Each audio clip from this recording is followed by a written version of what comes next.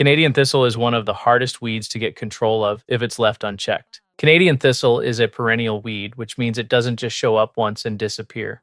It comes back year after year, and the reason it's so hard to control is because most of the problem is happening underground. Most homeowners don't know that with Canadian thistle, you can't just pull it out and be done with it. It might make the landscape bed look better for a moment, but with Canadian thistle, cutting off the top growth doesn't usually solve the problem. That root system is still sitting under the soil, ready to send up new shoots. If left unchecked, Canadian thistle will build a strong root system very early. Once it gets established, those roots will grow deep into the ground looking for moisture, and they will also spread sideways through the soil. That's why you might see one patch of thistle one year, then suddenly it's showing up in different parts of the bed or lawn the next year. It's not always a brand new weed starting from seed. A lot of times it's the same plant spreading underground. And that's what makes it such a pain for homeowners and landscapers alike. You can clean up a landscape bed, pull out a bunch of thistle, put down mulch, and make it look beautiful.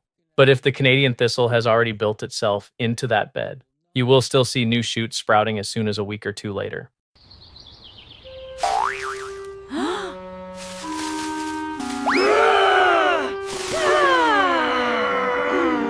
That doesn't mean the cleanup failed.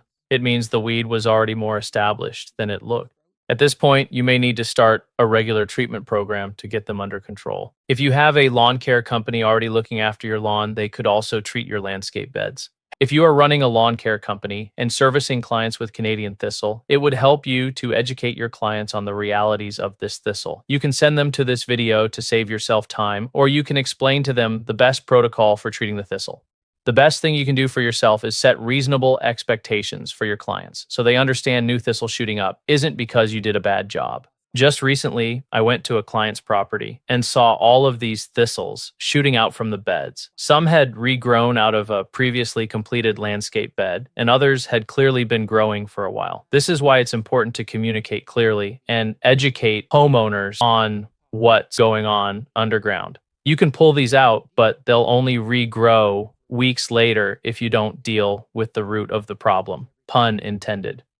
Proper treatment of Canadian thistle can take weeks, months, or even a year if an extreme root system has developed underground. Heads up, if you have Canadian thistle in your landscape beds, you probably have them in your lawn, and those will need treating too. Otherwise, they can grow back into your landscape beds without you knowing where it's coming from. Canadian thistle can also spread by seed, and one plant can produce thousands of seeds if it's allowed to flower and develop the fluffy seed head. Even worse, the seed heads of Canadian thistles are a lot like dandelions. Their seeds can be blown off and spread out of your beds, across your garden, and even into your neighbors. So if you let it sit there all season, it's not just making this year's problem worse. It can create problems for years down the road. That's why timing is important.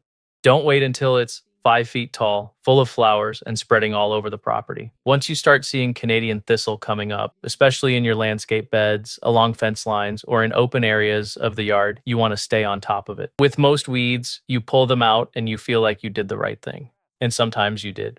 But Canadian thistle doesn't work that way. If you've got a big, mature thistle sitting there in the bed, you may have no choice but to physically remove it, especially if it's already tall and ugly and taking over the landscape. But it's the smaller ones you really need to focus on. A lot of those little shoots you see popping up around the main plant are often connected to the same underground root system. So when you go through the bed and start pulling every little piece, you may not be solving the problem. You may actually be cutting and disturbing the roots, which can encourage more shoots to come up. That's why Canadian thistle can feel like it gets worse after you clean it up. You pulled the top off, but the plant was still alive underground. So the do's and don'ts are pretty simple. Don't let it get big. Don't let it flower. Don't let it go to seed. And don't assume pulling it once means it's gone. But do stay on top of the new growth.